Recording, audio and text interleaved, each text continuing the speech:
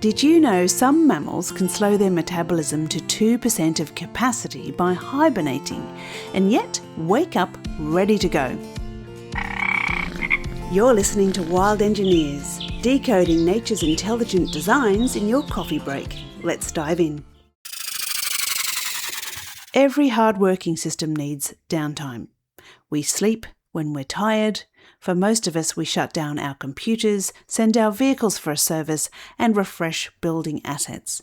But we often treat rest as lost time, and that attitude can lead to burnout. Hi, I'm Melanie Farmer, and today's question is, how does nature optimise function through cycles of rest? Meet autumn, hibernation, sleep. Each reminds us that we cannot sustain anything indefinitely, especially in the context of limited resources. In autumn, deciduous trees recover useful nutrients such as nitrogen and phosphorus before letting leaves fall. In hibernation, many mammals can switch metabolism to as low as 2% capacity. In sleep, our brains consolidate memory, support learning, regulate emotion, and clear metabolic waste.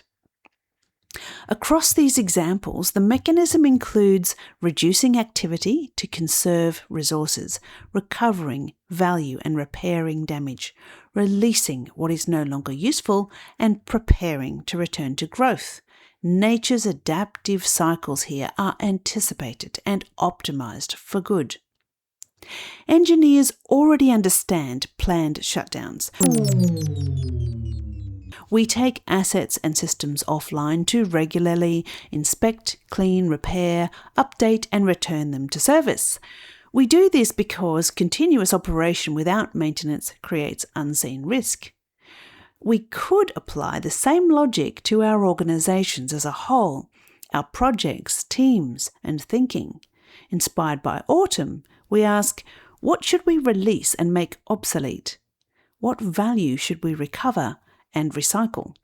What needs repair in our relationships, processes, even ways of thinking? Inspired by hibernation, during low resource periods, we ask, what is core function? What can slow down or pause? What must be protected until conditions improve? Inspired by sleep, we ask, what have we experienced but not yet processed? What have we learned but not yet integrated?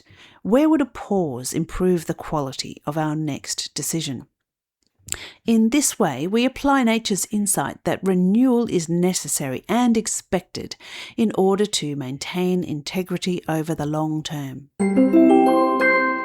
We started by asking, how does nature optimize function through cycles of rest? Nature's strategy is purposeful renewal in response to dynamic conditions and cyclic processes. The mechanism includes regular, intentional reducing of non-essential activity, conserving and recovering reusable resources, repairing strained systems, releasing the obsolete, and returning to action when conditions allow. Think about a system you work in, an organisation, a project team, a building system, business unit or discipline. Where are you asked to keep running without renewal? What needs a pause? What needs to be released? What needs to be learned or repaired before the next season begins? Speaking of seasons ending, that is the end of Season 1 of Wild Engineers. Thank you to everyone who has listened, encouraged, challenged, reviewed and shaped this first season. Thank you to our biological champions, the organisms and living systems that have been testing elegant solutions for billions of years before us, and the engineers who looked for and learned from those solutions. While we pause between seasons, perhaps there's a small way to share our gratitude for nature's insights.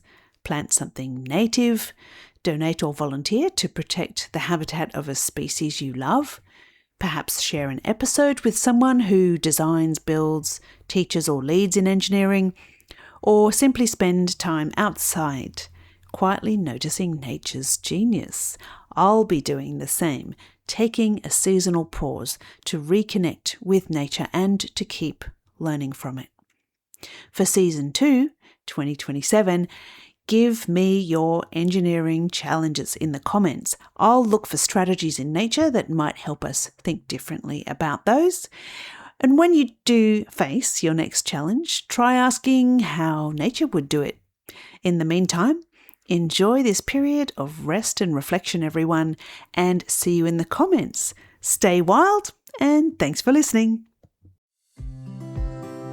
That's it for this episode of Wild Engineers. If you're inspired to apply nature's intelligence in your own work, check the show notes for more detail. If you know someone who could benefit from this episode, please share and help us redesign our world inspired by nature.